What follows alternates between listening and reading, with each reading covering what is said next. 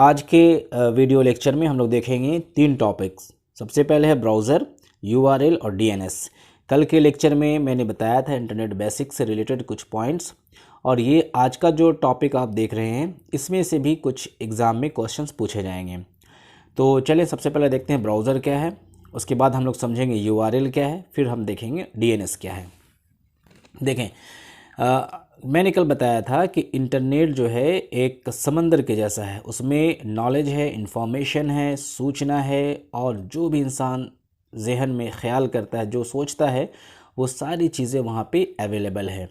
बहुत तरह का सर्विसेज है, हर तरह का इंसान आज जो सर्विसेज कर रहा है वो ज़्यादातर इंटरनेट पे ही कर रहा है।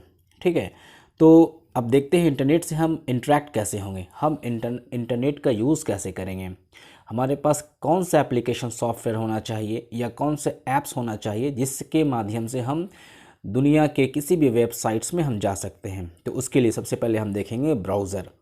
ब्राउज़र को हम कहते हैं एप्लीकेशन सॉफ्टवेयर। ब्राउज़र को हम क्या कहेंगे, इसको हम कह सकते हैं एक एप्लीकेशन सॉफ्टवेयर है।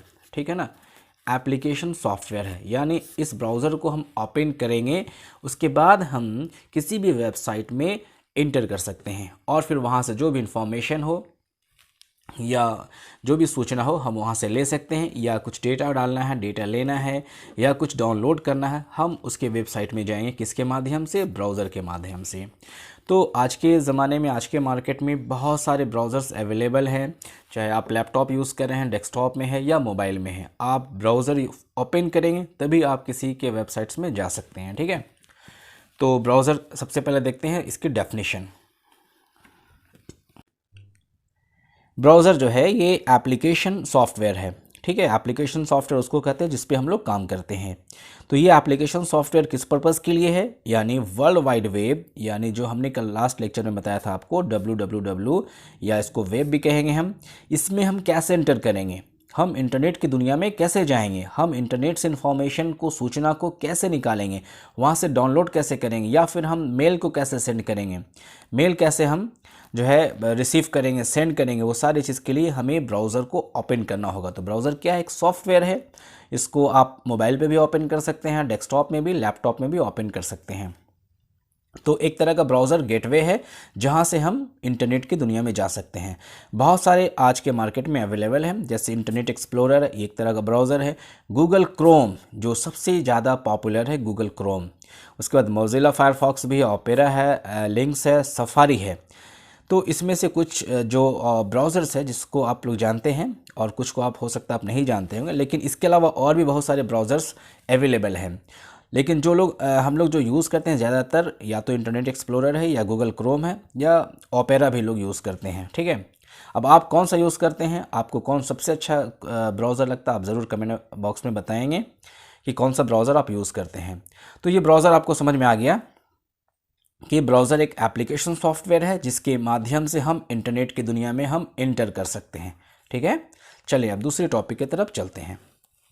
अब नेक्स्ट है यूआरएल, जो मैंने अभी आपको टॉपिक बताए थे 3, ब्राउज़र, यूआरएल एंड डीएनएस। तो यूआरएल क्या होता है, अगर एग्जाम में आपसे इसकी क्वेश्चंस पूछे, फुल फॉर्म पूछे जाएंगे तो यूनिफॉर्म रिसोर्स लोकेटर। बहुत आसान लफ्ज़ों में समझेंगे तो वेबसाइट का एड्रेस, फॉर एग्जाम्पल facebook.com, इसको आप कह सकते हैं। ऐसे तो डोमेन नेम कहेंगे, यूआरएल पूरा पाथ को हम पूरे यहाँ से इसके आगे तक भी हम इसको यूआरएल कहेंगे, लेकिन ये जो facebook.com है ये आपका डोमेन नेम होता है। ठीक है ना, यानी किसी भी वेबसाइट का एड्रेस।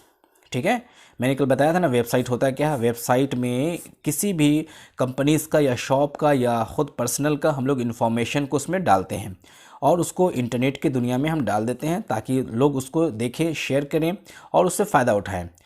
तो ये है वेबसाइट, ये वेब बन गया, वेबसाइट बन गया। अब वेबसाइट को लोग कैसे हमारे वेबसाइट तक लोग कैसे पहुंचेंगे, तो हमें डोमेन नेम लेना पड़ता है जिसको हम एड्रेस भी कहते हैं, वेबसाइट एड्रेस भी कहते हैं। ठीक है ना, तो वेबसाइट एड्रेस को जब हम कंप्लीट इस तरीके से पाथ में लिखा जाता है तो उसको हम कहते हैं यूआरएल, यानी यूनिफॉर्म रिसोर्स लोकेटर। यानी आप देखें यहाँ लास्ट जो है ये आपका मेन जो है होम पेज है, यानी आपका जो वेबसाइट बना है सबसे पहले अगर कोई यूज़र को ओपन करेगा तो यहाँ पे आप इस पेज में जाएगा। इस तरीके से आपको भी साइट खोलते होंगे तो उसका जो है होम पेज ही खुलता है, सारे सिस्टम में सेम है। जैसे आप फेसबुक खोलेंगे तो आपके सिस्टम में वही खुलेगा, हमारे सिस्टम में वही खुलेगा। तो यानी उसका जो है मेन पेज या होम पेज वो सबसे पहले खुलता है, ठीक है। उसके बाद जो लिंक होते हैं जिस पे आपको अंदर जाना है, क्लिक करना है, क्या है, वो अलग अलग चीज़ें हैं। लेकिन जो मेन पाथ होता है फाइल का वो सबसे पहले खुलता है, ठीक है। तो ये कंप्लीट को आप यूनिफॉर्म रिसोर्स लोकेटर कह सकते हैं। इसमें प्रोटोकॉल होते हैं, HTTP एक तरह का प्रोटोकॉल है। अगले लेक्चर में अगर टाइम मिला तो बताएंगे कि प्रोटोकॉल क्या होते हैं। और ये जो वेबसाइट का एड्रेस है xyz.com, ये किसी भी वेबसाइट का एड्रेस हो सकता है, ये आपका डोमेन नेम है, ठीक है। और फिर ये इसका फाइल का पाथ हो सकता है इस तरीके से। तो ये हो गया आपका URL। हालांकि URL के लिए इतना शॉर्ट में बताना पॉसिबल नहीं है, लेकिन चूंकि आपका एग्ज़ाम करीब है तो कुछ बेसिक पॉइंट्स में बता दे रहा हूँ। यूनिफॉर्म रिसोर्स लोकेटर है, किसी भी वेबसाइट का एड्रेस तक किसी का भी वेबसाइट को तक पहुंचने के लिए हमें उसका एड्रेस चाहिए होता है, और उसके एड्रेस को हम टाइप करते हैं ब्राउज़र में और फिर हम उसके वेबसाइट में पहुंच जाते हैं। तो ये हो गया आपका URL, यूनिफॉर्म रिसोर्स लोकेटर। आगे बढ़ते हैं नया, उसके बाद जो टॉपिक हमारा है DNS, ठीक है। अब ये टॉपिक जो है DNS, इसको हम इसका फुल फॉर्म देखें, डोमेन नेम सिस्टम। एग्ज़ाम में आपसे पूछा जाएगा ये question, what stands for DNS, या DNS का फुल फॉर्म क्या है। तो एक ऑप्शन दिया रहेगा डोमेन नेम सिस्टम, दूसरा ऑप्शन कुछ और रहेगा, मान लें इसमें डोमेस्टिक नेम सिस्टम। तो अगर आप जान रहे हैं तो आप टिक लगाएंगे सही में, वरना आप नहीं जानेंगे तो फिर आप उसमें जो आपको आप सोचेंगे गेस करेंगे क्या सही है, तो उसमें आप लगा देंगे।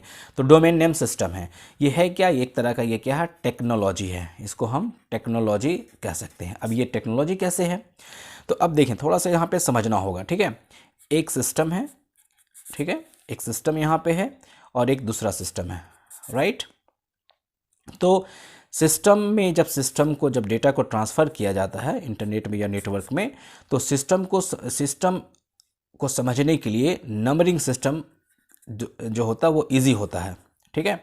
लेकिन हम इंसानों के लिए नंबरिंग सिस्टम को याद करना मुश्किल होता है। हम किसी का नेम को याद कर सकते हैं, बाय नेम याद कर सकते हैं, लेकिन हम उसके नंबर को, फॉर एग्ज़ाम्पल उसके फ़ोन नंबर को याद करना हमारे लिए मुश्किल होता है। फॉर एग्ज़ाम्पल हम 1000 लोगों का नाम को याद रख सकते हैं। जैसे मैं बहुत सारे स्टूडेंट को जानता हूँ, सारे का नाम मुझे याद है लगभग का, लेकिन सबका फ़ोन नंबर याद करना मुश्किल होता है। तो ह्यूमन बीइंग के लिए नंबर सिस्टम याद करना मुश्किल होता है, और मशीन के लिए जो है नंबर सिस्टम के लिए इसके लिए ये आसानी होती है, क्योंकि मशीन जो है वो मशीन लैंग्वेज ही समझ पाता है, ठीक है। कंप्यूटर जो है वो मशीन लैंग्वेज ही समझ पाता है, ठीक है।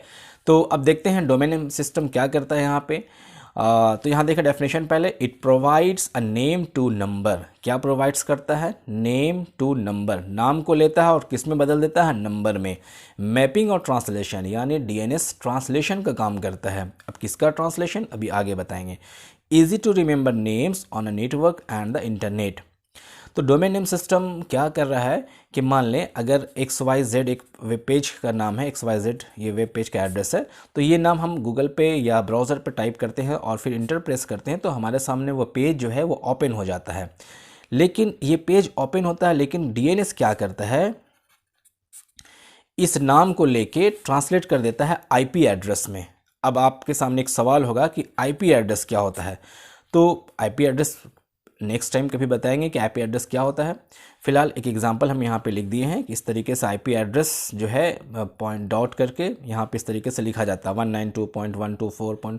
हर सिस्टम का, हर मशीन का अलग अलग IP एड्रेस होता है। ये यूनिक आइडेंटिफिकेशन नंबर होता है, ठीक है।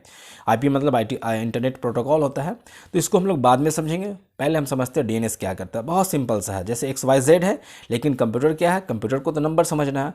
तो DNS क्या करता है, XYZ इस नाम को कन्वर्ट कर देता है IP एड्रेस में, ट्रांसलेट कर देता है IP एड्रेस में, ठीक है। और फिर मशीन जो है वो आसानी से इसको समझ लेती है और फिर अपना काम आगे करती है।